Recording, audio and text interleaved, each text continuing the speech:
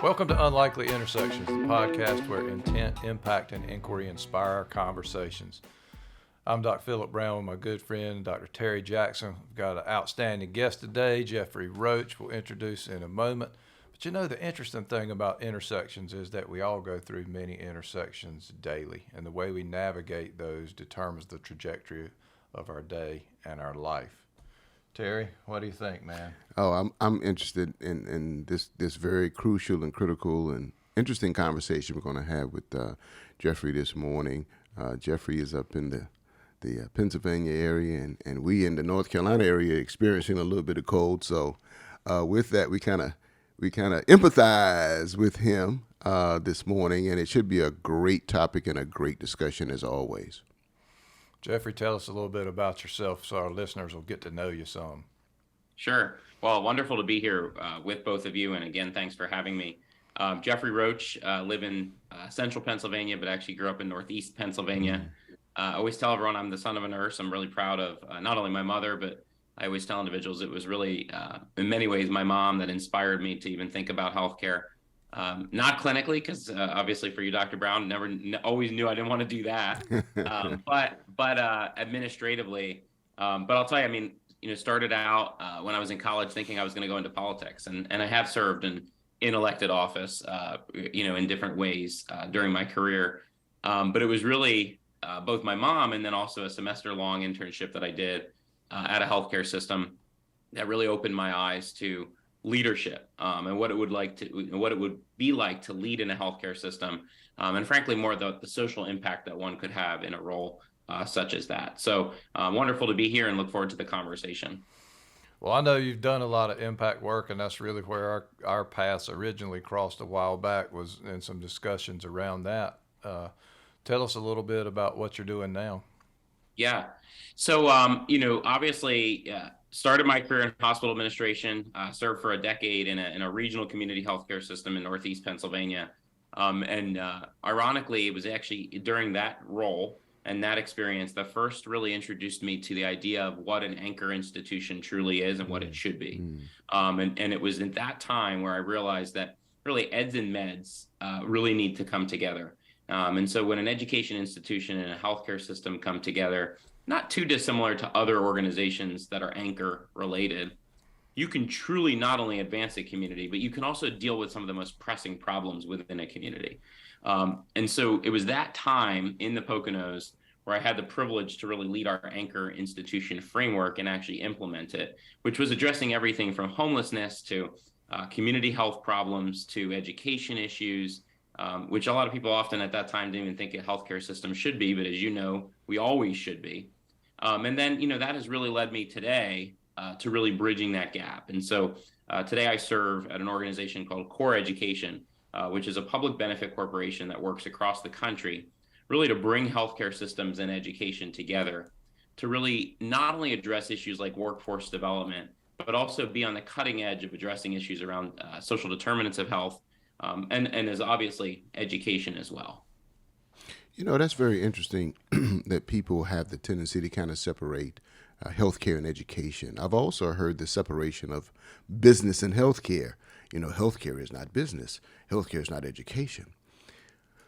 What do you think are the mindsets or the paradigms that cause people to separate healthcare from everything else? Yeah, it's really interesting when you really think about that. So let me just say, we all know, those of us that have worked in healthcare, we know it runs and works like a business. Mm-hmm. However, I will be the first to say that that's part of the problem in healthcare. Because if you get at the core of healthcare, I always tell individuals it starts with an H for a reason. That's humanity. Mm-hmm. And so every decision we make in healthcare, whether it's clinical or administratively, should be made with the focus on our humans. And frankly, if we're not being human-centered or heart-centered, we might as well not be in healthcare. And so I've always said, I in many ways would like to take every leader that's in healthcare today and every clinician back through a test. Do you truly care about others? If you don't, why are you in this work? Because healthcare is just the type of place where you can't fake it, and you can't act as if you're trying to do it. Because we see it, we see the impacts, we see patient safety has really not improved. We see quality pretty much has not necessarily improved in a lot of communities. And so, for me, I truly think that in a lot of ways, healthcare is the type of industry that for so long actually has not been paid a lot of attention to when it comes to a lot of these issues, but actually needs a lot more attention in this space. Yeah, I've always said in terms of quality, it's easier to demonstrate it than it is to actually deliver it. And, in my leadership roles, one of the things we always tried to figure out how to do was, not just statistically show that we were competitive with other organizations, but really get it down to the focus on taking care of the person who's in front of you in the moment. And, that never fails in healthcare when it's done, but it's fairly uncommon. But I wanted to latch on to something you said because it kind of goes to our earlier discussion. This whole humanity concept and heart-centered. The whole idea of leading with heart, I think has implications for every industry, but particularly in healthcare, as you mentioned. So I wonder if you'd elaborate on that a little. Yeah. So, there's a lot of ways of how you look at this, but several years ago, I had the privilege of going through an executive leadership program, actually offered at Santa Clara University, taught by Chris Lowney. And, one of the things that Chris Lowney, who happens to be the chair of the Common Spirit Health Board of Directors, which obviously, as you know, is one of the largest healthcare systems in the country. But Chris wrote a book and then has, spoken around the world on the topic of heroic leadership. And you can see a lot of parallels between heroic leadership and really a focus on heart leadership. One of the things Chris says is that you have to first lead with self. And I think a lot of leaders, all of us know that at some point in our careers, we deal with self-esteem issues, we deal with, internal challenges, internal battles. And oftentimes some of that can actually hold us back from doing what we need to do. But what's most important within being a heart leader is really that idea that you're there to truly serve. And so many people will call it different things, servant leadership, you name it. But for me, it's really that idea that at all level, every decision is going to come back to what you're there for. If it's in healthcare, as I mentioned, you've got to answer the key question at all times: what are we doing to take care of or support another person? And I think in leadership, we've been taught in this kind of command and control environment for so long that, and I think a lot of it's because management has been the focus, that we get away from really treating one another with some of the core aspects of what it's like to be a people leader. And so for me, it's getting back to the basics of humility, getting back to the basics of really care and concern, a focus on coaching, a focus on being willing to get your hands dirty. And not just sit in a pedestal or sit, in an ivory tower, but forget where we all started. And for me, coming into leadership at a young age, being trained in leadership at a young age, and really being in a healthcare system where I was at the time the youngest director among a pretty large management team, taught me a lot about the fact that if there was one thing that could set me apart, it was how I would lead. And I always say that I didn't learn that on my own. I was mentored, coached by a CEO who made all the difference for me because she was authentically a heart leader. I called her the Mother Teresa of our healthcare system, and she would say, "Stop it," because the doctors certainly aren't calling me Mother Teresa. But for me, she was, because I saw, and to be honest with you, I haven't seen a lot of other CEOs who were like this. I saw a CEO who would literally, be in the biggest meetings in the community and then literally hike miles to meet the homeless in their tents, bring them food, bring them to a place where she could get them healthcare, at times bring the nurses and other members of the team right directly to these tents. And I saw a different type of leader that for me was just transformational because it changed my life forever. Mm. What you just said was as we would say, it was a mouthful. What resonated with me was North Star. That was the word that I began to think about. And that's because with everything that you do in a healthcare environment, you always have to understand what is the North Star, which I think begins with the patient, right? And in service. What I also heard you say was when you referenced the CEO and her actions, I heard you say a way of life. So leadership is not just a title, it's not a position. She lived a way of life. How can we get more healthcare employees, regardless of you're in environmental services or if you're the CEO, to understand humanity is a way of life, and we need to serve everyone as we'd like to be served, or serve everyone as they'd like to be served? How can we get to that, develop that type of culture? Yeah. Yeah, I mean, that's definitely a really good question. And I'll tell you from my experience, there's a few ways that you can do that. At my healthcare system, one of the first things we did, but again, this was back in the days of community hospitals, which you will always hear me if you hear me speak at any other level of across this country on healthcare. I will say one of the problems in our healthcare system today is it's become too large, and we've taken away the DNA of our community hospitals. But in our community hospitals, and at least in mine, one of the ways that we were able to really do this is we actually made all of our leaders, and then they were inspired because of this to take their departments to find and own a community project within our region. So some chose, littering, picking up litter that were on the highways. Some chose church projects. Some chose school projects. But we said every leader has to at least do 2 every fiscal year. In fact, they were evaluated on those 2. It was part of their performance management because our CEO said, if we're truly a community hospital, then we are of and in the community. Doesn't matter. Yes, we take care of people. We heal people. You are our healers, but you also have a duty and a responsibility to address the needs of the community. And so therefore, you're all out there. If you're leaders, you're out there. And they would represent us at health fairs. There was no question. They had to do it. What happened, though, was so many of them, not all, because there's always the naysayers, so many of them realized that this could become a great way to engage their employees. And a lot of it started because they would see myself and other members of our team out all the time, and they would see what was happening. They would see the specialness that would occur when people were literally saved on the street, because of the work that our healthcare team was doing in those venues. And so I would definitely encourage people to really think about getting back to some of those levels, because I think in healthcare, it's hard for an environmental services member of the team to be trained and be told this is how you act when they don't see leadership do it all the time. That's right. And that's what I see all the time, mostly. Yeah, that gets back at a topic that we talk about often is proximity, right? Like in that particular case, there was a mandatory emphasis on proximity, getting close to the people that you serve. No substitute for that, I wouldn't think. But I was also really struck by your comment around engagement and how engagement gets driven through these types of initiatives. And we know right now in healthcare general, across the board, engagement is pathetic.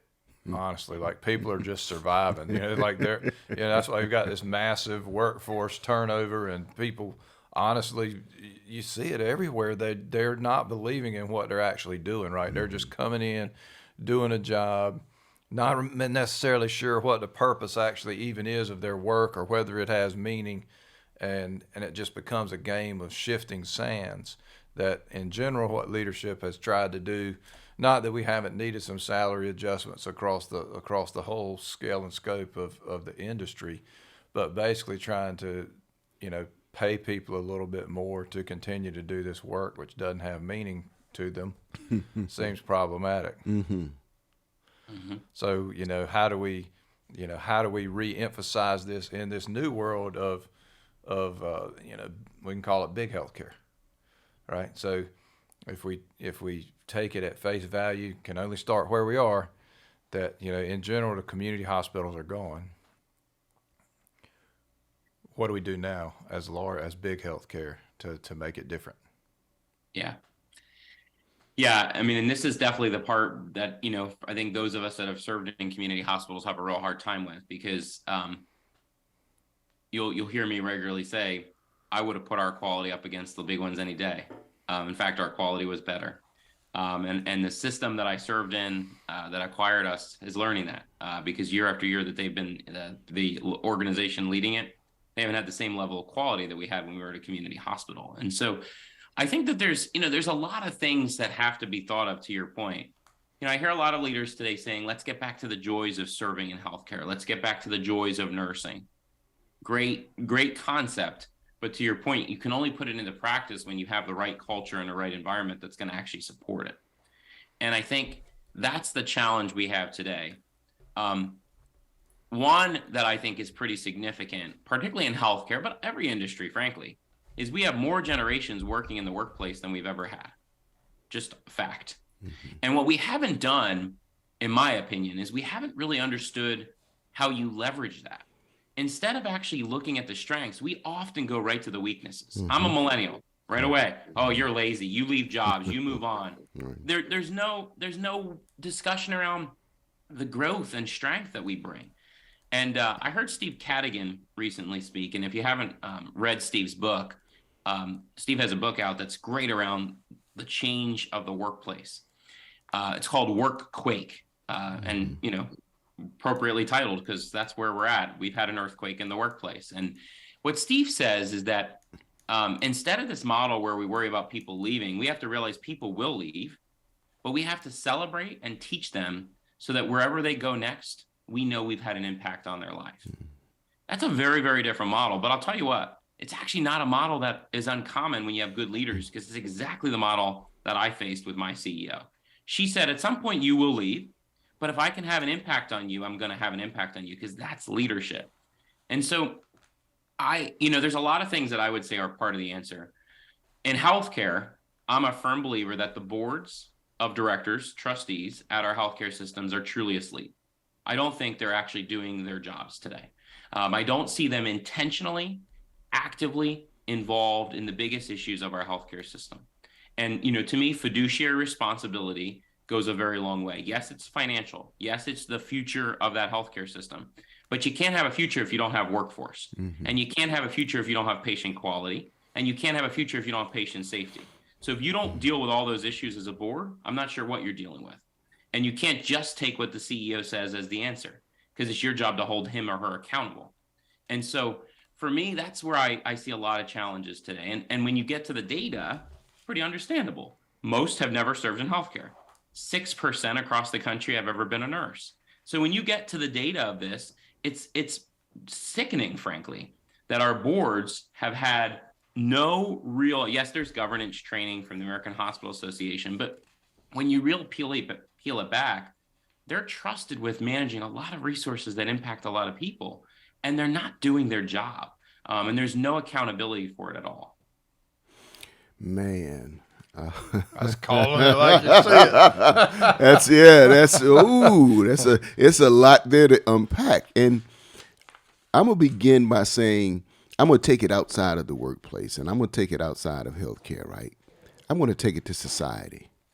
Because when you start talking about the millennials, we have difficulty communicating with different generations, even within our families. And so that's where it actually starts. How do you have conversations within your family to remain, I'm going to say, relevant, understanding what the youth experiences are, and teaching what your experiences have been to help, I guess, give them a different perspective, right? And so that's where it starts in the home. It starts in society to have those kinds of conversations. Because I like to say that we're asking people to be accountable who've never been taught to be accountable at all. And we expect that when they come into the workplace that there's a level of accountability that they have with them, which they've never really been taught that, right? So when you talk about being human and leading with the heart, it begins as another human being, one human being to another, outside of the workplace, right? So now you go into the workplace, you have all of these guidelines that you have to abide by, which makes us somewhat a little more robotic instead of human. So in a workplace of regulations and laws, especially in healthcare, because they're probably more regulated than any other industry. How do we show that semblance of humanity to lead from the heart? Yeah, you definitely. So I always tell people, those of us in healthcare know we've been trained on what we call on stage, off stage. And I have said we've always got to be on stage. And, I go back to when I started my career in healthcare, one of the biggest videos that I remember had an impact on me was the Cleveland Clinic video of, a different patient walking through the hospital and us needing to have empathy and really a heart to know at all times what they could be going through. And so I think to your exact question, for me, what comes to mind is, to your point, we haven't done enough even in education to really teach our future clinicians, but also anyone that's going to serve in healthcare, what it's truly like to be of service to another person, what it's truly like to really demonstrate empathy, what it's truly like to help another person feel that they can trust and have that trusted conversation with you. What are the ways to do that? Whether it's through facial expressions, whether it's the way you communicate, whether it's different cultures, different ways. We all know there's a lot of work in healthcare to do in that space as well. And so I think to your point, yeah, we have to go back to the basics a significant amount. But from a resource sake, recognizing that that's going to also take time, we also have to really have accountability around some of these things. And so, I'm amazed today still that so many healthcare systems don't have patient family advisory councils. And you see ones that do actually, if they use them to their full advantage, they will see great benefits. However, when we talk about humanity, what I see as one of the biggest challenges is that for so many of these issues, if you even go to burnout, if you look at burnout, there's been a lot of attention on physician burnout, a lot of attention on nurse burnout, rightfully so, but we've actually never gone below that to speak to all the other frontline staff and ask them, what would your solution be to address burnout? We always want to take it from a management end and tell them this is what we think it is. If we would flip that model and allow people to actually give us input and then use that input to actually solve it with them in a co-developed situation, I think they would actually see a lot more heart. We're just not, in my view, leading with heart in so many cases. We're just leading as if we think we know what we want to do. We're not even engaging people to actually get to the answer. Yeah, there's a certain hubris that exists there in leadership, and I mean we're all subject to it at times, right? Is that we feel like at times that we're supposed to have the answer, and that's wrong teaching. Always has been actually, but we see that, and we have this situation where we get accountability wrong a lot of times, right? Like I always like to be real precise on my accountability definition, and the way I use it and would always tell my teams is your accountability is what we're counting on you for, right? Like we are counting on you for this set of things, whatever that is, right? It's a different way of expectation setting. We're not going to tell you how to do it necessarily. If you ask, we can talk about it. We can work on it, co-create together. That's right. That's right. But that's what accountability really is. And we so often get that completely wrong from the definitional standpoint. And we talk about how we're going to hold someone accountable, really. And, a lot of the Navy SEAL videos talk about how, there ain't no holding anybody accountable, right? Like you're counting on them. They have to do it. And we get that so wrong that we end up doing exactly what you said, which is management-driven problem solving, that it just invariably it starts you a few degrees off whatever's true, and by the time you actually get to implement something, you're way off. And, other industry, I mean, they've even figured it out in the nuclear submarine industry, right? David Marquet turned the ship around, and leadership is language and all that kind of stuff of how, the whole idea is about creating leadership everywhere when it comes to solutions. But I just I keep coming back to one of the major obstacles that we see in this big versus small argument, that as long as a cop out answer can be, it's just business, we're in trouble. And I really have a lot of respect for your perspective on board responsibility, because what I think is starting to happen, not starting, it's mature. Folks are conflating fiduciary responsibility to be financial only. Yep. And it is much bigger.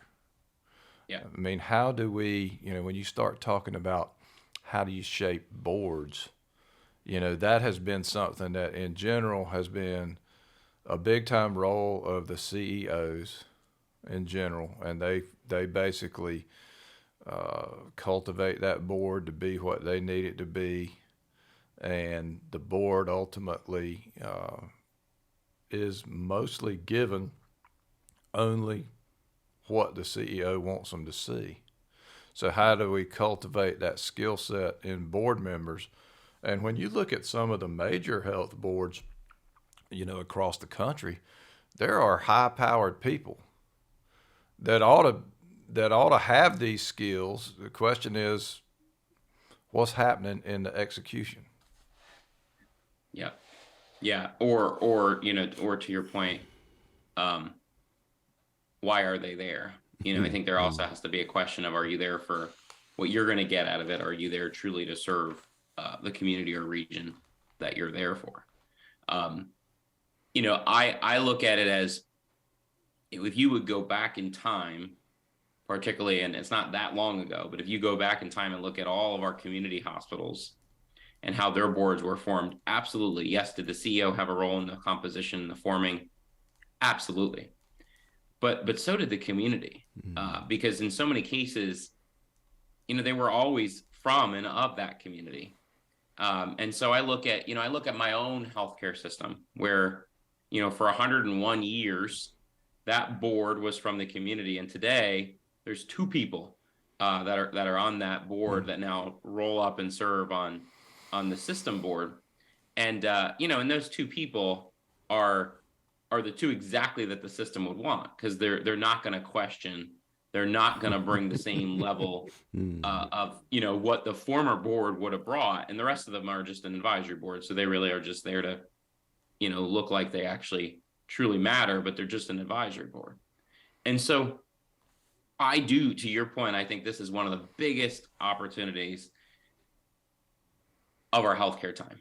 And I think people will say to me all the time, well, how do you fix it? And I think there's a couple ways. I think we have to just like we have in other ways, like in our society, where we really started to really challenge things around diversity, equity, and inclusion.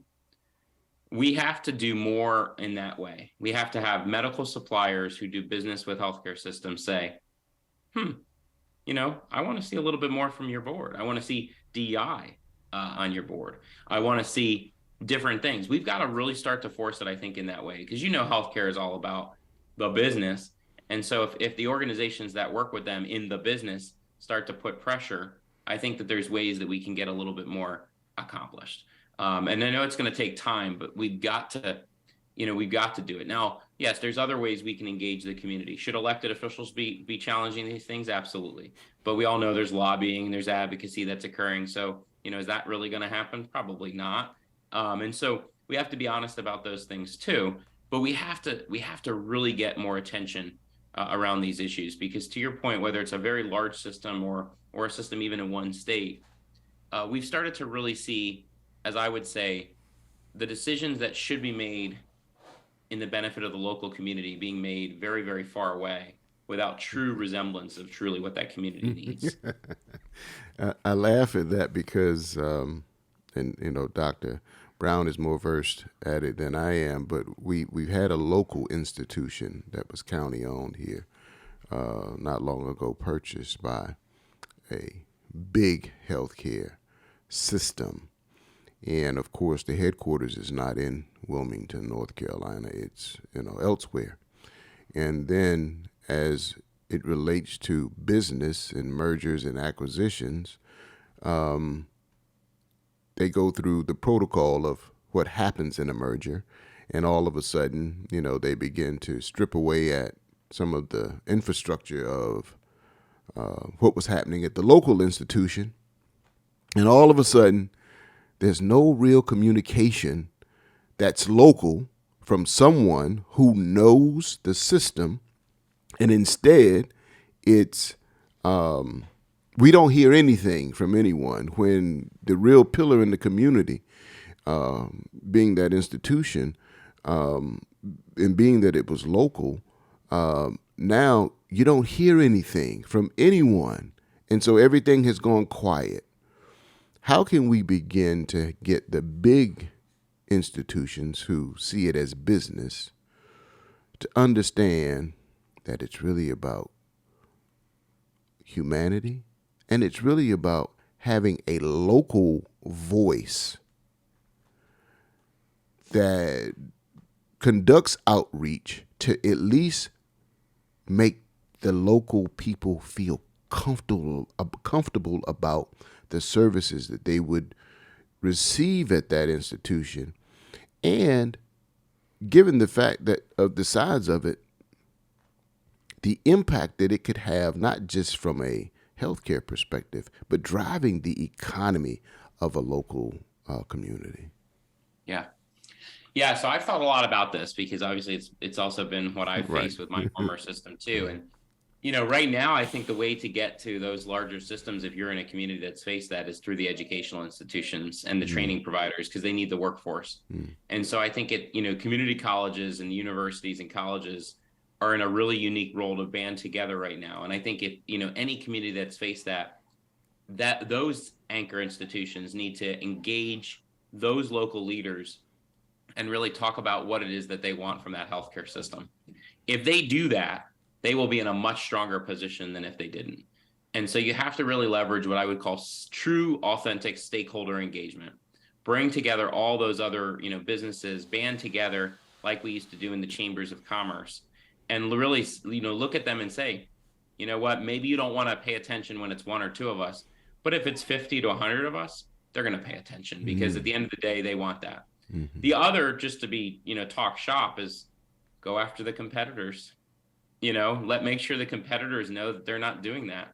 They may not be playing in that market today, but guess what? They may play in the future. And I think, North Carolina is seeing that in other spaces that probably people didn't think was going to occur.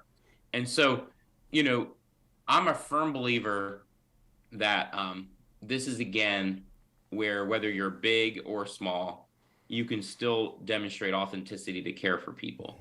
And I think it saddens me greatly when I hear these stories, because this is exactly what we're hearing across the country and other places.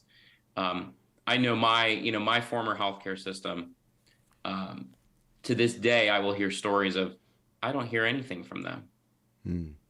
We used to hear everything from your previous organization. And I will always say, people make different decisions. That's all I can tell you. I'm not going to go and speak ill of them because I can't, nor would I. But the reality of it is I always say the proof is in the pudding. So if you're a healthcare system and you're not truly authentically engaged in the community, it's going to come back and get you, because patients do have a right to speak. And in that circumstance, in that real circumstance, our former competitor has reaped the benefits of it. And to this day, they're still reaping the benefits of it because they realize that weakness occurred and they have just swooped in. And so those are some of the thoughts, but I think education really has to be a vital player right now, especially because, again, back to the initial point about eds and meds, workforce education has to be on there. And you know what? Every healthcare system needs every worker that they could get right now. And so if they're not engaged, this is a great opportunity because they really need the workers. That's a great segue to a little bit of a pivot I want to hit, because I think one of the evolutions that we're seeing as these systems get bigger is healthcare is kind of an oxymoron, right? Like that's not at all what it's about. It's about medical care. And as the systems get bigger, the truth of it is there's even more emphasis on the medical care piece of when people become truly ill. And what we've seen across our country is these changes, that's happening increasingly, right? Like, we're not getting healthier, particularly the last 3 years, but that's a whole nother thing. It just kind of showed some existential factors that have been dwelling under the surface for a long time. But the truth of it is, perhaps these big medical care systems, and I said that word differently on purpose, really are incapable of delivering health. Mm-hmm. I mean, I think we have to contemplate that, maybe that's one thing. That gets you back into what you said about the educational pieces. It gets you back into how we drive social determinants of health to different directions, how we engage communities in different ways. And maybe there needs to be a clean break. Not that that's even possible at this point in time, but I mean, we'd have to talk it into existence and just understand, hey, you don't go to the hospital to get healthy. You only go there, when you need a repair because you're broken down. I personally have been thinking along those lines for some time, but I just kind of wonder what you think about that particular distinction. Yeah. I think it's a really, really insightful one, because to your point, I had this discussion. I serve on the Western Governors University Health Council, and some of the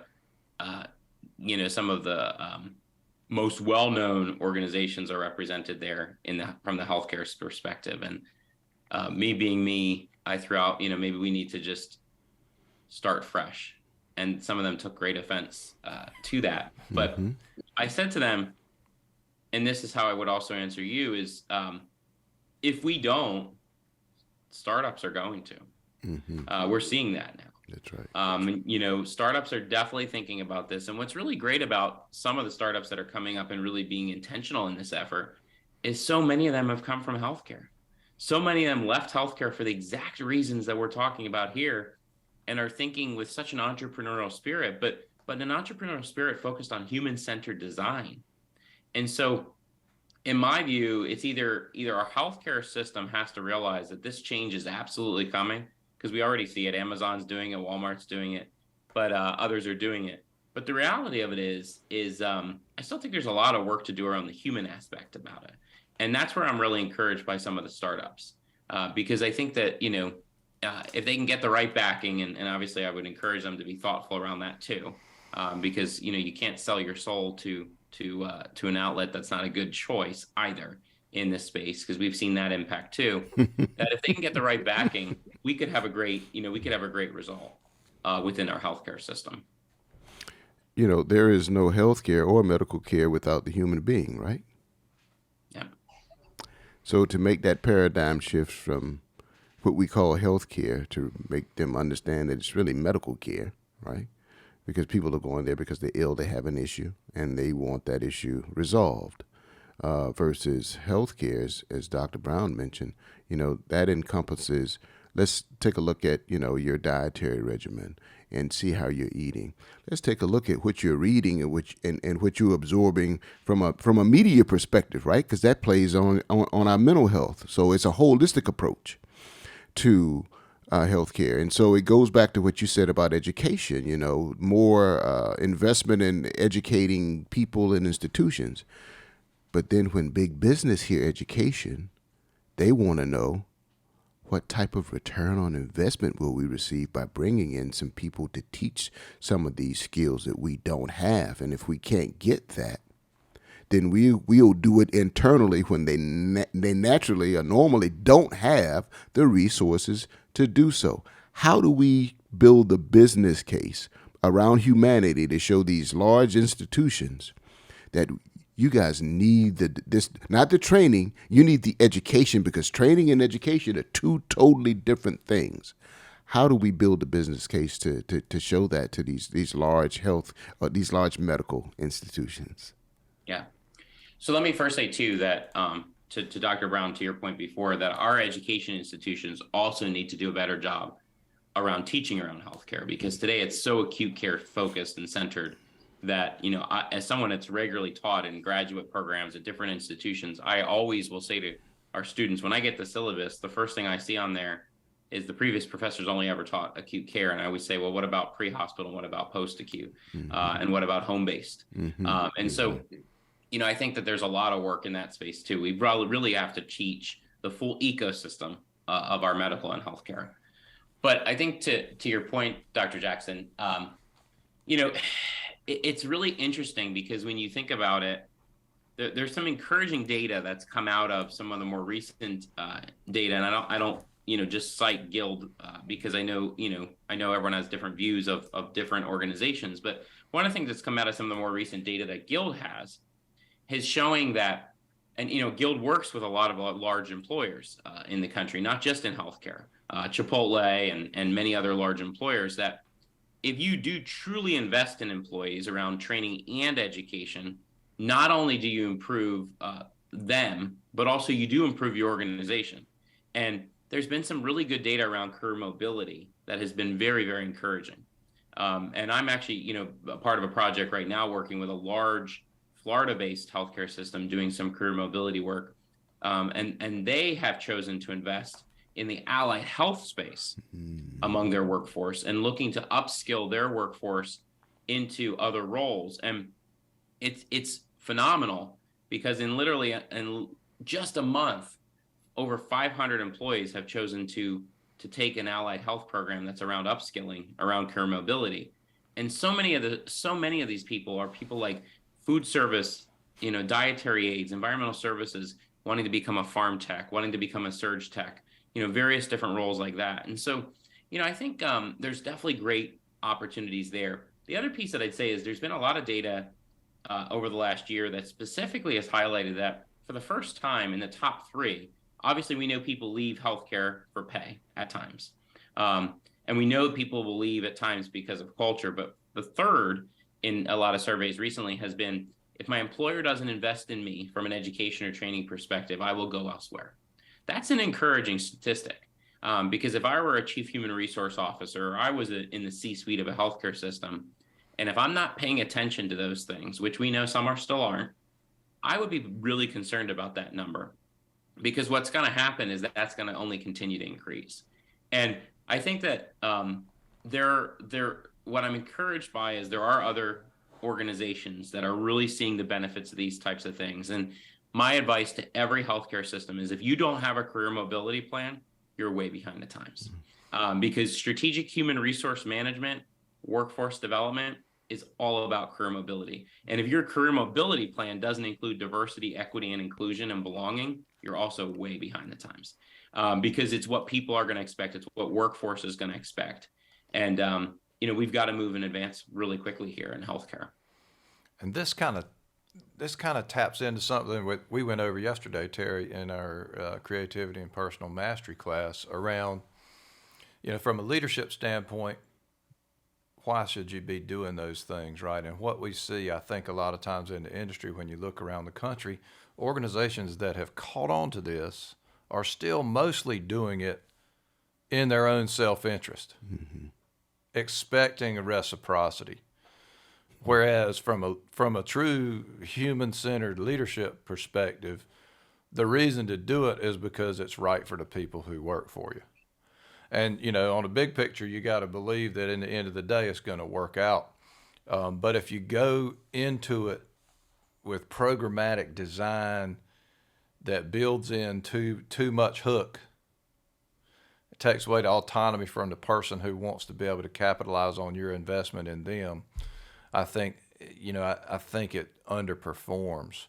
And if we got to the point where we were really just doing this, the old saying around, what if I invest in this person and they leave? And the flip side of that is, what if I don't invest in them and they stay? So there's this whole, what's the right way? And I think we always got to be careful saying right and wrong. But with that said, if we're just doing the things to develop the people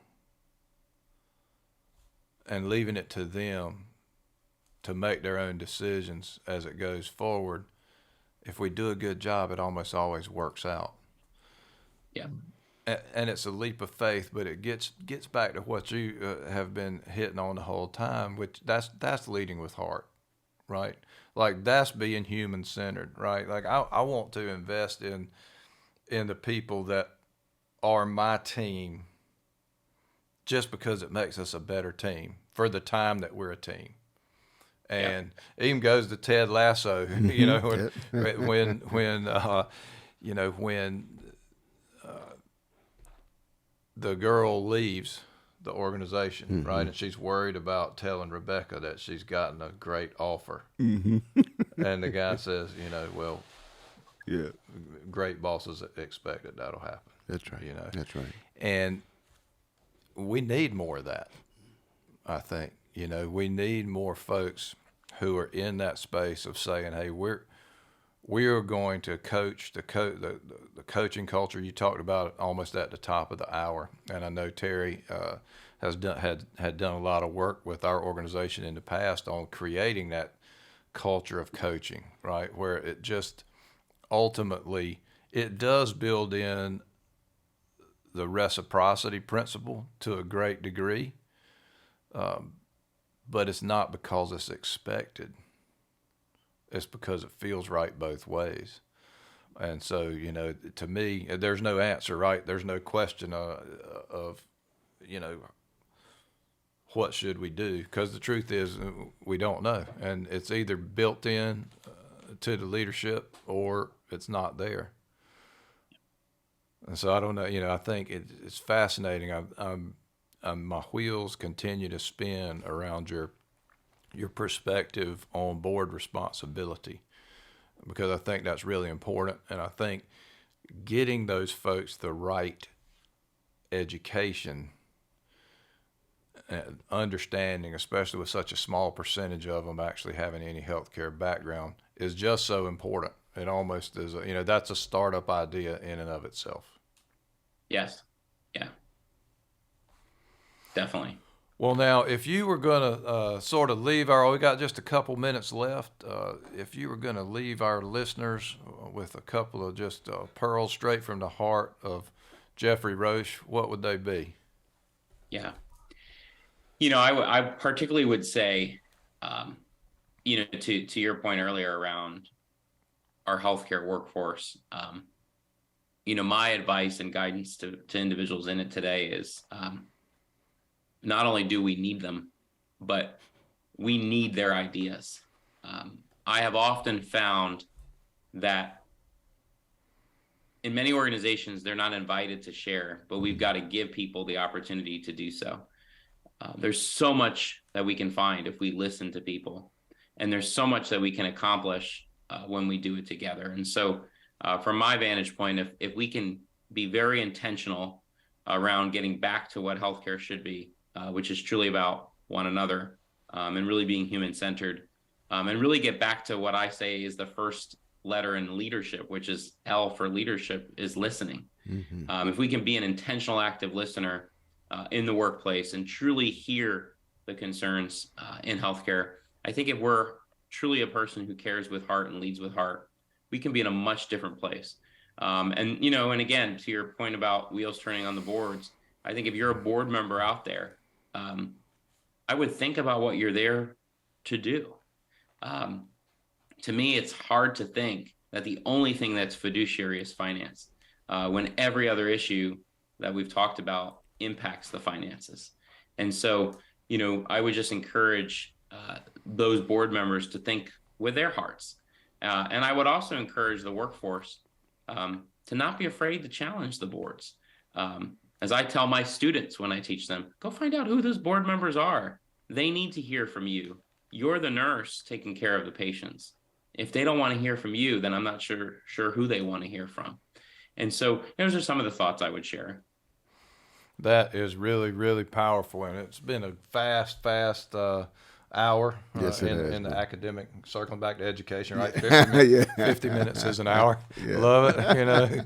But, you know, thank you so much, Geoffrey, for joining us today. Thanks to our listeners for being with us. And We really look forward to sharing this episode, and it's on Facebook Live now. It will be on our YouTube channel, Unlikely Intersections, very shortly. You can find it at unlikelyintersection.com as well.